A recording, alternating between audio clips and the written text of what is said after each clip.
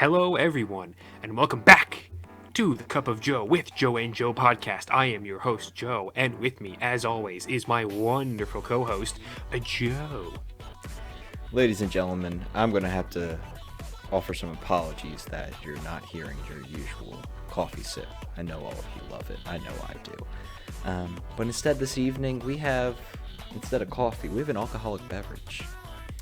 We have Angry Orchard's Hard Cider Pear. Angry Orchard is a proud sponsor of the Cup of Joe podcast, and they have sent a beautiful six-pack to my apartment for this episode. So, ladies and gentlemen, let's give a round of applause for Angry Orchard. Woo. Beautiful, beautiful. I know. There we go. We got the sponsorship out of the way, Joe. I told you I had a plan. Where the fuck's my Angry Orchard six-pack? I think it got lost in the snow. Do they know there's two of us? Are there two of us? Ah, shit. Eh? Ah, shit. That was good. Oh my god. Thank you for taking care of all that. You really had me worried there without that Joe to sip, Joe. Okay. Hello, everyone, and welcome to week 17, episode 17.2, comic edition. This week, whole lot of comics to run down. That was very forceful. I'm sorry. That was aggressive, Joe. You know, it's a wellness day. I'm gonna need you to back off. What did I tell you about telling me what to do, Joe? And where's my fucking six-pack? Yeah, you won't like me when I'm angry. We're not doing this again. This old bit, season 1 or volume 1, old bit. Go back and watch that stuff. Hello, again. Third time I'm saying hello. Comic edition. So Joe, what we're going to be doing here is we're going to be going through the two comics that I have read this week, and I'm going to tell you a little bit about them, and then we're going to move in to the other comics that we both read this week. Oh shit, we also have to say how right we were on... Oh, Joe, you have just made my day because you never responded to my goddamn text messages, you hairy motherfucker. You sneaky motherfucker. You got me. You really got me. Thinking you ghosted me. You ghosted me. And then you bring it up now like it's the most casual fucking thing ever. I'm not letting you get away with that. Ladies and gentlemen, Joe Gaeta. Oh no, I shared your full name. The whole world knows it now. Who cares? He ghosted me. Last episode, we hypothesized, as we science people do in academia, about what happened in next Batman number 3, because I was done with that shit. And I found a video. I also read a couple of articles, too, which were very much, they were dick-sucking Batman. Oh, my God. I couldn't do it. I'm like, you gotta be joking. But I found a YouTube video describing what happened, and it was simple, to the point, and I sent it to Joe, and he never got back to me until now. What the heck? So Joe, I'm just gonna let you handle this. If you're Mr. O, you didn't even need to talk to me about this. You just tell me about what's going on in next Batman number 3. How right were we? Okay, honestly, 6 out of 10. I would that we were pretty good. I was impressed. Honestly, there was Batman throughout the entirety of it. I think we deserve high praise for being able to call that. You know? That's at least a 3 right there. At least a 3.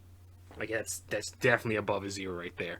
I honestly don't even remember much of what happened. I think the end of it doesn't the couple, he never gets rid of the couple that he saves in the previous issue, and the guy starts choking him out at the very end because he's all like, oh, if I capture Batman, then the magistrate will love me or some shit. Yeah, that's basically it. So we got it right that the magistrate showed up, and Batman's like, oh, I have to take care of this couple or whatever. We're going to try and save them. He gets injured. Apparently there's this cool thing where he, like, cauterizes a wound with, like, a flare, like a badass. Oh, yeah.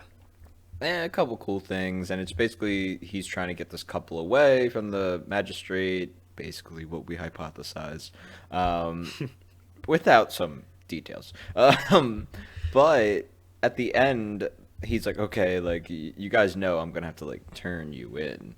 And the dad's like, "I'm gonna kill you, bitch." He like finds like some form of rope or something and starts choking out Batman, and that's the final panel. We did not predict that. That would have been good. Yeah, but I mean, in our predictions, we did say that Batman would end up being like the magistrate would surround him, and so he'd have to like give up that way, right? I'm pretty sure we said that in the previous episode. Yeah, yeah. Yeah. So it's different means same end. So I will say pat on the back for us. Sorry, I never texted you back about that. Oh boy, never gonna let you down. All right. Swiftly moving on to the two things that I read that I'm going to quickly explain or pontificate about with you. I'm going to start with Green Lantern, because if anyone remembers last week, I was like, okay, so I know that there's going to be the same story in it from the Jon Stewart story thing that we both hated. Joe, I can safely say that story continues in this, and I still hate it. It's very bad. It's very bad. There's a lot of whatchamacallit. There's a lot of slang and like military-esque jargon that they use, but it's alien military-esque jargon. Which everybody is familiar with. Yes, of course. Everyone took that back in 6th to 8th grade. And the types of stuff they say, like, there are clear parallels between like what an F-bomb should be and what a character actually says. And I really hate whenever books do that, because it's like you kind of just want them to say the actual thing instead of saying, you know, thrifter, instead of just saying fuck, where it's like, okay, this is... You're joking. They don't say thrifter, but they say something similar to like... Oh, God. I don't remember what it is. It's not important. It's stupid. The heads are still drawn way massively, like way too big for the bodies, and the faces are they remind me of Titans, actually, if I'm being honest. Like the first 2 pages especially, Joe, there's a female character. That's for point 3. We you can't even mention the T word in this episode. Oh, okay. Wait, then how are we going to talk about the final book of this episode, Joe? Oh God, I'm gonna throw up. We'll get there. But so basically what I'm saying is that story, still bad, in all the same exact ways. I think it's over, though. Like, I don't think it's going to be expounded upon in later continuity. If it is, hopefully it gets better. If it's not, good riddance. Moving on to the second, there are 3 stories in the Green Lantern book. I'm just going to touch on them all real briefly because they don't really matter all that much. The second story involves some little child who has a gauntlet that kind of like mimics Green Lantern powers. It siphons the energy from the main central power battery. I know what the gauntlet is because I read the Jeff Johns or Robert Venditti story or whatever. Hal Jordan ends up getting a gauntlet like that and using it when he goes rogue or whatever to save the core. But apparently this one is just modeled off of that one and isn't the same exact one. So I don't know where it came from, nor do I really care. And also the story it's just like a one-shot kind of a thing. I think it might be like the intro to another Green Lantern story or something like that for this tiny child. But it doesn't really matter all that much, and I don't really care. So that's all I'm going to say about it. The art is fine. It wasn't nearly as bad as the first story. And that's about it. It's just sort of like there. It doesn't matter. Moving on to the final one. This one, it was written by Robert Venditti. That I was like, yes, this is one of my Green Lantern authors. I'm excited. It covers Hal Jordan, and it's kind of like it's him just like traveling through the galaxy and just viewing what's been happening since the core disappeared, and he doesn't really know why they disappeared. So he's going to Oa, like their home world, to figure out what happened. And he gets there, and he realizes the central power battery has been destroyed, and everyone's missing. And he's like, oh my God, what happened here? And then the friggin' Far Sector Green Lantern jumps out of nowhere, like Ring points at him and she's just like, "How? Wait, you're Hal Jordan?" He's like, yeah." And then she gets real angry and she's like, "Where the hell have you been?" And then the book just ends. So it's like Far Sector Lantern is just sort of going, "Hey, what happened to all the Green Lanterns and why weren't you here to stop it?" And that's where the book ends. And I'm like, interesting, kind of, but also not really. Like the entire Green Lantern book is just a complete bust, which I had hope. My hope was kind of crushed, but whatever. So, moving on from that to a book that we didn't really know about was coming out, but I ended up picking up this week because of the cover. Really, that was it. It's an Image book called Radiant Black, and this is literally just a cross between Spider-Man and Invincible. Oh, Invincible. What's Yes, Invincible? Am I blanking on something? No, you probably don't know what it is. It is another Image comic book. It follows the life of this kid who's the son of that universe's like greatest hero. I don't remember what the guy's name is, but he's essentially the Superman of that universe. And he's a teenager and he's just now developing his powers, and so he's kind of starting to get the ropes of it, sort of thing. It's like a pretty cool teenager gets superpowers and starts learning how to use them and become a hero, sort of a thing. So Spider-Man and Invincible are pretty similar, and this, while it's not that, it follows a character who is a writer, and he's supposed to be like he's messed up and he just hasn't really done anything yet. And so he's moved back in with his parents, and he's in his hometown, and one of his friends who was there, he I guess never moved out or like away from the town or whatever, but he kind of picks up the guy. I don't remember what his name is. It's not really that important for what I'm talking about. But the friend picks up the main character, and they go out for a night drinking in the town. And after their night of drinking in the town, they kind of come out, and the friend points out something. He's like, "What is that?" And it looks like a little black hole, just kind of like floating on the train tracks. And the main character approaches it, and he touches it, and then bada bing, bada boom, he gets enveloped in all this energy, and he becomes the Radiant Black character, or whatever the heck he's going to end up actually being called. The art in this book, pretty cool. It's much more indie than I would say like a DC or a Marvel book are, which obviously you kind of expect that coming from an Image comic. But the suit looks really good. Like I really like it. It's very, I don't know. It's very Tron. not quite Tron. It's like, yeah, let's say the Spider suit, Tron, and the Invincible suit all had a baby. That's pretty much what this is, and then it's just like black, blue, and white, and it looks kind of cool. It speeds through a lot of origin in this first issue, and there's something at the end that I don't quite want to get into in case you do end up picking this up, Joe. But I would say it's a solid first issue for a new Image series. So, are you going to pick up a second issue? I definitely am. I'm intrigued by it, and I kind of want to see where it goes. Interesting. Yes. I gotta think about what I want to do with this. Interesting. Because I was going to, Joe. If it was available at my comic shop, I was going to pick it up. But it's nowhere to be seen, sadly. It sounds interesting, though.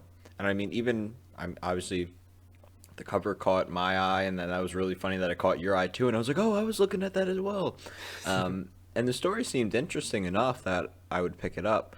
So yeah, maybe I will. I will think about it. Mm-hmm. Yeah. But so now that we've sped through those two real quick, and if that wasn't clear, don't pick up the Green Lantern books.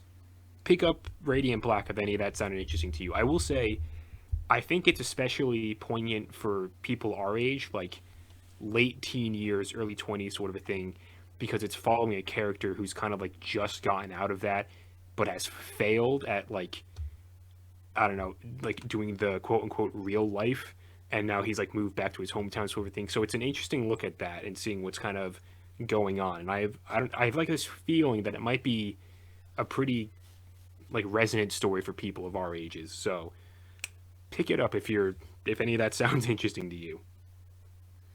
Well, Joe, just with that little speech, I think you convinced me. Maybe I'll, go out of my way and see if I can order something, or maybe shop around a bit. We'll see.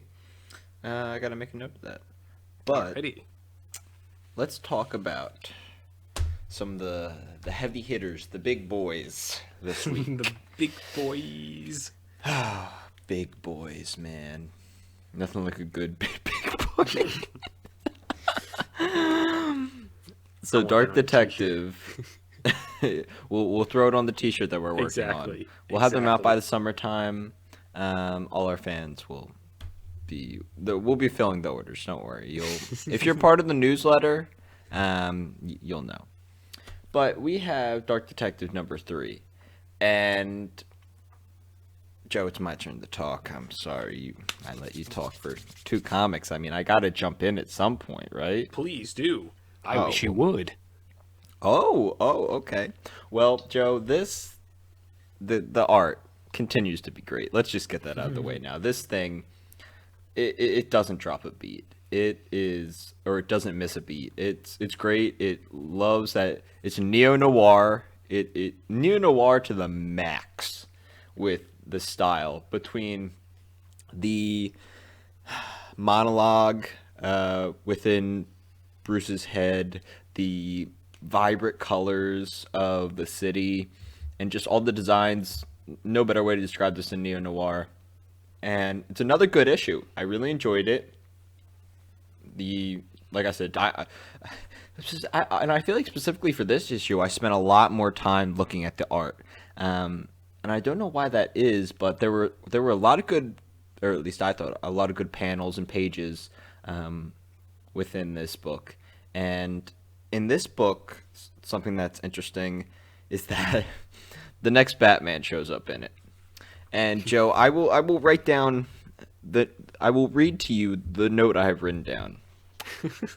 The first note: art continues to be great. Second note: the next Batman is a bitch. I will concur, my dear Watson. Like, what the heck? They're really dropping the ball. Like, they throw him into this, and he is such a little bitch. Like, instead of like wanting to like work with Bruce or even talk to him, he's like, "Go home, old man. I'm the new kid around the block." Like, what the hell, man? Meanwhile, Bruce is like still looking like he's, I don't know, early 30s at like the oldest. Right? Like, it was just really weird. Like, who are you? Like, shut up. Like, you could have handled that so much better. You're freaking talking to the real Batman. He's talking to the OG. Right? And I gotta say that besides that point, because I think that was a very big point within the story, actual story seems interesting with, learning that Noah, who is Bruce's roommate right now, is hearing things, and that there's these super small, like, surveillance nanobots that the magistrate has, and that's spying on people. And in the end, you find out that they pretty much know that Bruce is hiding there with Noah, and that Noah and his daughter are in danger. And Joe, I'm going to ask for clarification after I'm done explaining this, but could you please explain? There's a little panel where Bruce is kind of following Noah's daughter, and she goes to like one of the magistrate's buildings. I didn't really understand that, so in a second, if you could explain that to me or explain what you thought about that, I would appreciate that. But the book ends with Bruce realizing, like, oh my God, they know where I am, and I'm surrounded. Like, something's gonna happen. And the final panel's Bruce like holding a bat, like destroying all these robots that are spying on him. And so it was an interesting story. But it didn't really give you too much, this book. Not too much info. Just gave you a little bit to chew on. Yeah. Circling back to the clarification point, what? Was that a horn? I think that was somebody. Yeah, I heard that through my headphones, which are like noise canceling, and I was like, I wonder if the mic picked that up. And then I'm like, Yeah, the that mic was definitely. That's that was incredible. welcome to Glenside. Hell yeah, baby. Um, yeah, circling back to what you asked about the daughter, I believe in his monologue he was talking about how she had multiple jobs. So I think she works part of the time at the magistrate offices. Um, that could be wrong, but that's what I thought he was referring to, and that's why he was following her, and it led to the magistrate building or whatever. But that's what I believe it is. Um, Also thinking about the story and the art of this book, it definitely feels like it has way more space to breathe this go around because the story in this one isn't that dense. It's very simple. Like not a lot happens. It starts off with the murder of some business guy in the beginning, like some CEO of I think Plexi Tech is the name of the company that he owns or something like that. And then he kind of just goes around looking cool for the entire rest of the issue before Hannah brings to or uh, his roommate. What's his roommate's name again? Noah. Noah. Yeah. Before Noah brings to his attention, he's just like, I hear the aliens or whatever. And then Bruce is like, it's not aliens, but I am curious as to what you're hearing. And that's when he finds out he's got the drones all around him. And he's like, oh, Christ, they know where I am. They know who I am. So that's cool. But the art in this book, I think this is the best issue for art so Yeah. far. Mm-hmm. The space that you like, each page has space for the figures to breathe, and like I can picture everything. I can picture the scene where Batman is crushing the drones in the middle of the issue. There's the part where he's lying out the net and like he says fly fishing for the smaller, like more invisible kind of drones, and then he's like pulling the net up and just that image of him draped in shadow as he's pulling out the net in the tactical bat suit and the trench coat. It's it looks so good and it's not cramped in anything and it's not this like amazing hero shot, but it does a great job of looking just good and solid. And the double page spread when you open it up, and it's just Batman, like our Bruce Wayne Batman, and then the next Batman on the other page. It looks really good, even though I still don't like the next Batman suit. Even when Dan Mora draws it, I think it looks dumb. But the rest of it, it's great. Like the art is fantastic. Space for the figures to breathe. Not too much story development in this one, so I'm interested to see how they kind of wrap it up in issue 4. But, you know, Dark Detective continues to be one of the major heavy hitters for DC Future State. And I just wanted to say one more thing. There's nothing really to talk about with the scripture story, but I did want to say I enjoyed it, and I actually thought it was pretty good. Like, I read it, and I wasn't like, oh my god, I can't wait for this to end. Like, I actually was like, oh, this is interesting. And, you know, Luke Fox is a little bitch, little two-sided bitch as well.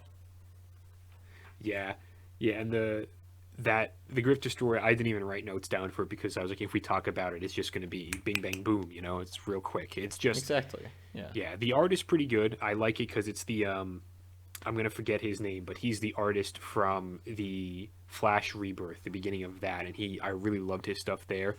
His stuff here, it's very like you can tell his style. It's pretty saturated and line heavy, but it works fine. It's nothing on the level of Dan Mora, I'd say, but it's still really good and consistent. And the story is fine. It's nothing Yeah. groundbreaking. It's nothing like incredibly It was like, done incredibly entertaining. well. That's Yeah, it. it's entertaining. Yeah, so that's it for Dark Detective. Moving on to Justice League. Uh, it it ended. Yeah. Justice League 2, it was kind of like I don't know. I'll say my thing real quick about it. Let me hear it. It's fine art. I think it's decent. The story is it's perfectly acceptable in my mind. It's not great. It's not that good. It's just sort of like a fun little two-parter that really has no big consequences for anything. The HyperClan kind of is like we're impersonating the Justice League, and the Justice League are like, haha, we're back. and we learned things about each other that help us defeat you. Oh, maybe we shouldn't all be completely emotionally cut off from each other. That's it. That's their big takeaway from that. Joe, I might have to report you for academic dishonesty because I think you were looking at my notes. Um, that is literally what I wrote. Like, it's not bad at all. It's perfectly fine. It's mediocre. It seemed interesting. The art was all right. The story was entertaining to a point. It got a little personal, or they grew a little bit. Yada yada yada. Nothing crazy. The main thing I wanted to talk to you about was this Justice League Dark story, though. And, Yes. you know, Yes. it was cool, but Joe, I'm going to throw it out there. I don't think I like the ending at all. Really? And why is Yes. that? So, Joe, this reminds me of the. Oh my goodness. Is it. What Dark Multiverse story was it? Was it Crisis on Infinite Earths? Where. The Green Lantern goes to be Surtur's, The spare. Herald of Surtur or something like that. Yeah, yeah. Uh, What I was it? think Crisis on so. Infinite Earths? I think it was. Yes, because Infinite Crisis was in the first one. So actually, Yes. it's right. Hang on, it's right above me. I can just look at what's above me. I can't see. It's very. It's not very. Hang on. I'm sure this sounds great, by the way. Crisis. It's Yeah, it's Crisis on Infinite Earths. So I didn't remember I didn't like that ending. I thought that was stupid. And I kind of think this is stupid. Yeah, I don't know. I didn't like the way it ended, and usually I can meet somewhere in the middle. Like I'm pretty decent of like knowing my opinion with stuff. Sometimes I can take like, oh, I can see it go both ways. Throughout this whole book, I was interested, and then that last page, or this closing, I was really pissed. I didn't like it at all. How do you feel about it? So here's the thing about it. The book is like the it's basically getting Etrigan the demon to stop being a little bitch and then go fight Merlin, which he does, and because he believes Jason Blood has been killed by Merlin, and that's why he wasn't fighting or whatever. Because he's like, if I fight him, then Merlin will just kill Jason Blood. So he goes to fight him, and you find out he didn't murder Jason Blood. He turned him into his Blood Knight, which is fucking dope. But Dr. Fate comes in and is just like, hey, everyone, cool your jets real quick. Merlin, I will go with you and prophesize the future and all that bullshit that you want me to do.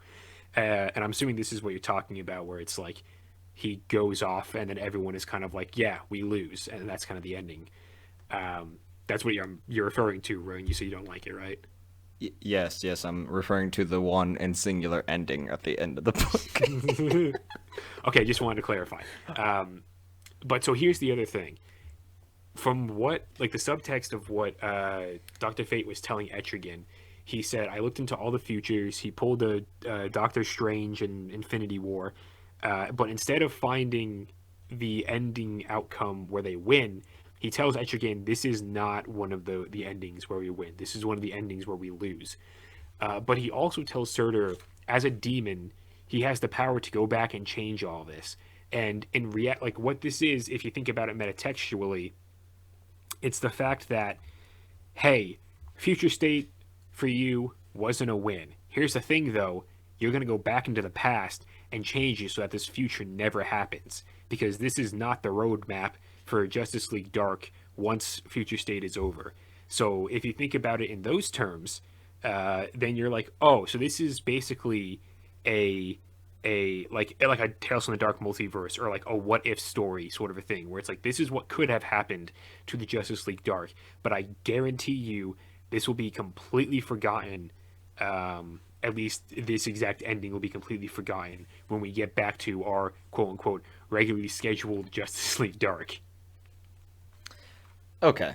And Joe, how do you know all this? Is this stuff that you came up with, or have you been on the deep web? The deep web. This was a little bit of stuff that I was thinking about. Like I kind of pick some of it up myself, and then also I was watching something with Comic Pop an hour or two ago. I was just scrolling through some stuff, and they were talking about it, and I was like, "Oh, cool." And one of their hosts, Tiffany, was just talking about how it was like meta commentary, and I was like, "Yeah," like I thought about it as well when I was reading it, but she put it more succinctly, and I was like, "That's some good vocabularistics right there." Even in that perspective, I was still frustrated. Yeah. Okay. But I appreciate the explanation, and I do find that interesting. Yeah. I would definitely say Justice League Dark is the better story of the two Justice League stories that we got from these. Yeah. Yeah. Even the art, like the art in Justice League Dark, so much better. I think leagues it's better. really cool. Yeah, it's great. So pick up Justice League so you can read Justice League Dark. That's my recommendation. And now we get to the story that matters. We get to the big boy. Get all that little boy stuff out of the way, and we get to the big boy. Teen.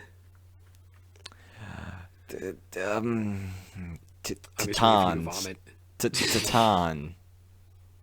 Yeah, remember that? That's it's just like that sports movie. Remember the Titans? Wow, Joe, you just made a sports reference. That's going. I gotta keep like a whiteboard up with like hash marks of every time you sports reference, and maybe in like 20 years when I finally hit the 10th one, I'll take you out to breakfast. What has become of me? Slowly but surely, I will influence you. I'm gonna become an influencer just so I can influence you. All right, Teen Titans. I said it, Joe. I'm breaking the ice already. I'm destroying the bit as it may be. I'm even standing up. Can you tell? I'm standing up now. Can you tell? Yep. I can hear it. Yeah, I can hear it. Well, okay. We're talking about Teen Titans, and this is Teen Titans Future State number 2, the last one. Where is it? Yeah. We'll talk about it. It's not. I'm so happy. I love it. But this is Teen Titans number 2 for Future State. And a couple months ago over winter break when Joe and I, we're working on getting the podcast back together, getting the gang back together. We talked about Future State a little bit, and because I had watched, I watched the teaser video. I'm hip, I'm cool, and when I watched that video and I saw Red X in that, oh my goodness, I pulled the Joe Gata and I didn't text Joe about it, but I should have. And I call up Joe and we're nerding out about it, all that stuff, and I stumble across what might be my greatest possession that I ever have. Your most prized possession. Who needs a gold chain, tattoos, vinyl records, books, when you have the second issue of Future State Teen Titans with the Red X cardstock variant cover? Oh my god. Oh boy. This cover is a beautiful, I would say, belly button up shot of Red X, where it's oh boy, I could stare at it for hours, but it's beautiful, it's amazing, it deserves to be in the Louvre. The Louvre deserves to be in it, in all honesty. Let's be serious here. And it's beautiful. It's hanging up in my room. I wake up every morning and I take a couple minutes and I look at it and I go, damn boy. And it's so nice. And the good thing is the story's pretty good too, but even if the story was crappy, I still would have loved it. So let's start off this story with a fantastic side beast joke that had me laughing my ass off. And this story picks up right where the first issue left off.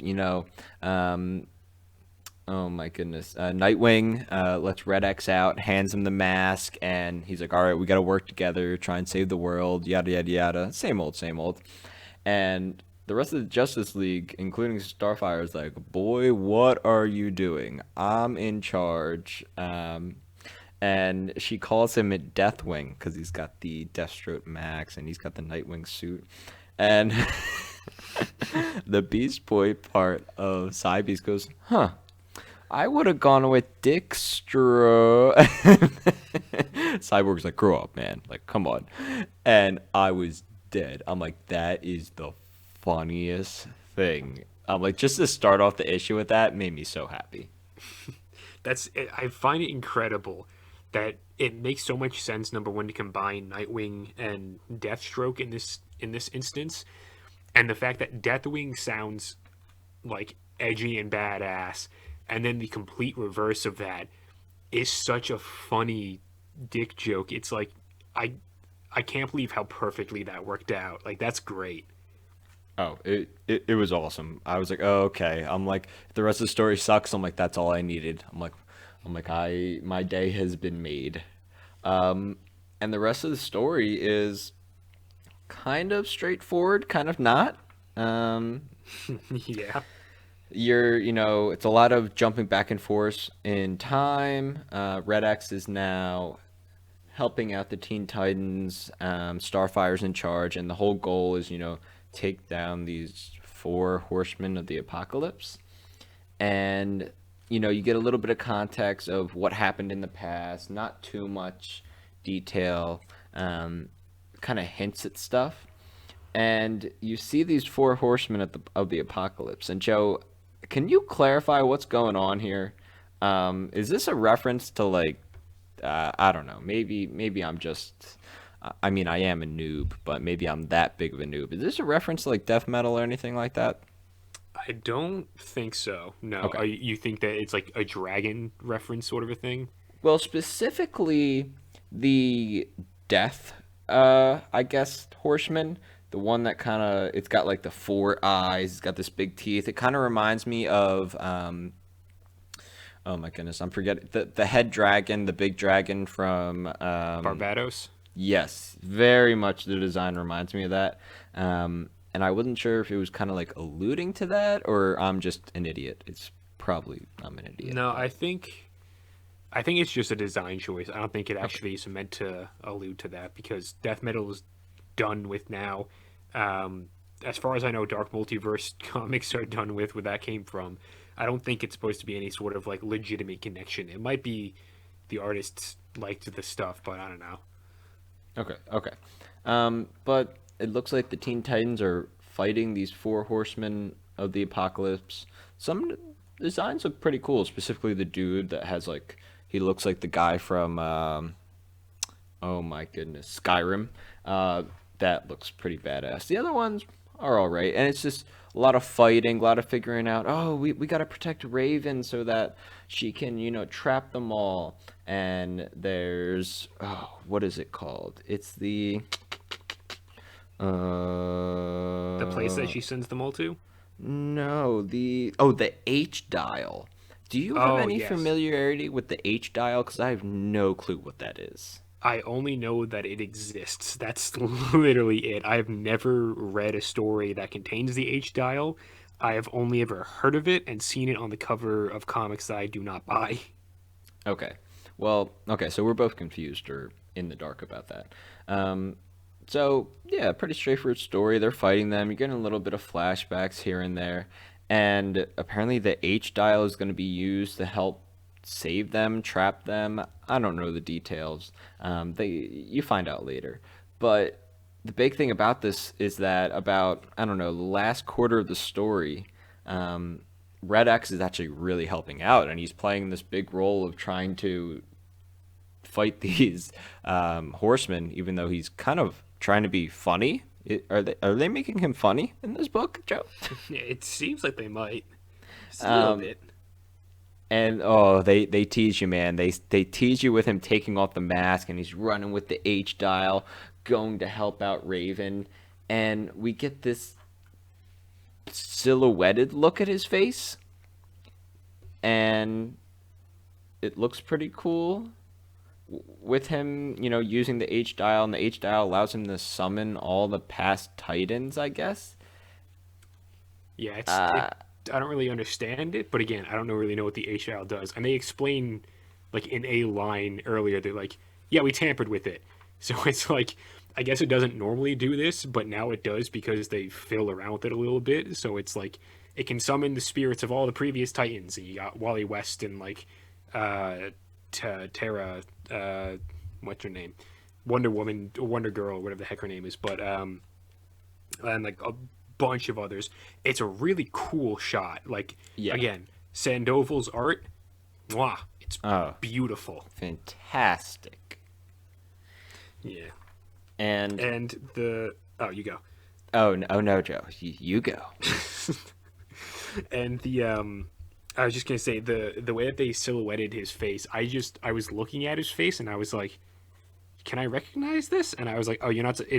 I think it's specifically drawn so you can't recognize it as anyone in specific. And I looked it up afterwards. I was just kind of doing some Googling. And I was like, does anyone actually, like, did I miss something? Does anyone actually know who this is supposed to be?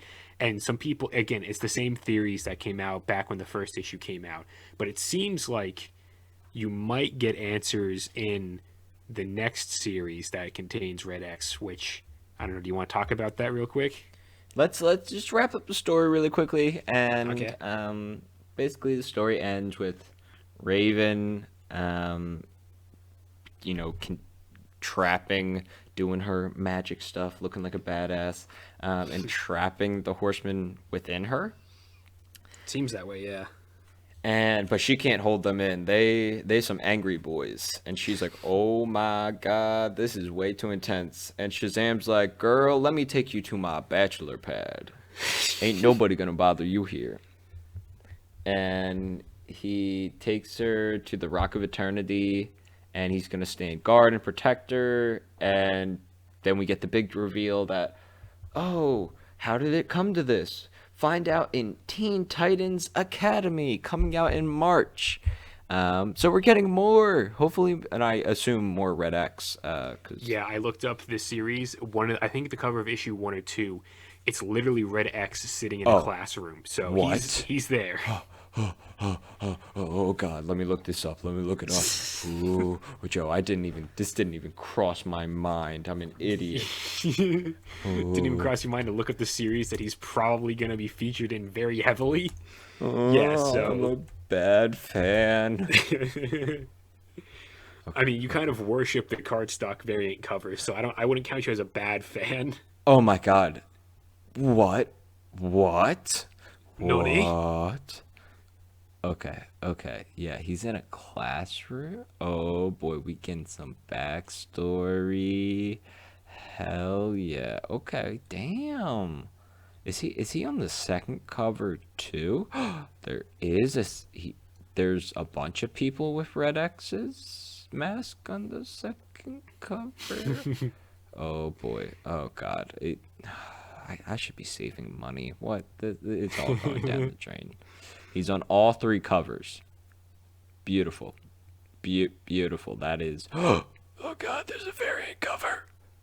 Oh my god.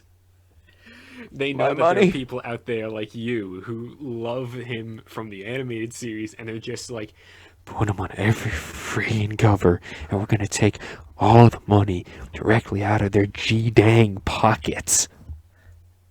Is there a Red X action figure? Oh, Christ. Hmm. Joe, before we spiral into Oh. friggin' Amazon search bar. Yeah, baby. Oh Jesus man. Christ. I know what I want for Christmas. Got a little ways to go before Christmas, my dude. Is Okay, there? anything... Oh, Joe, no. We got to keep spiraling. I think there's a pop figure. Oh yeah, this is good. This is real good stuff, Joe. You've lost all control. I'm sorry. Why do I let you record these? Oh yeah, baby, I got the power. Oh my God, it's real. A red. Oh, okay. Well, ladies and Anyone can hear gentlemen. me.